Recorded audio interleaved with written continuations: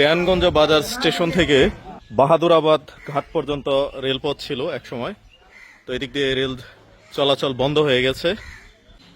এর উপর দিয়ে রাস্তা, রেলপথের উপর দিয়ে ব্রিজ নির্মাণ করা হয়েছে।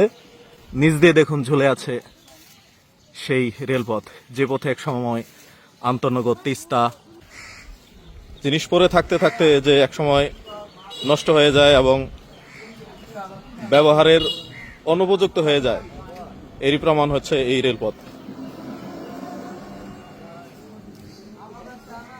একসময় বিভিন্ন মালগাড়ি তিস্তা যাতায়াত করত এবং দেয়ানগঞ্জ থেকে সরাসরি তিস্তা ফেরি দিয়ে পারাপার হয়ে এই পথে দেয়ানগঞ্জ থেকে বাহাদুরাবাদ ঘাট পর্যন্ত চলে যেত। দেখুন ঘরবাড়ি হয়ে গেছে, মাটি কাদার নিচে তলিয়ে গেছে রেলপথ। আর রেলপথের উপর দিয়ে ব্রিজ নির্মাণ করা হয়েছে। আর নিচ দিয়ে দেখুন ঝুলে আছে সেই রেলপথ, যে পথে এক সময় আন্তনগর, তিস্তা বিভিন্ন মাল গাড়ি যাতায়াত করত।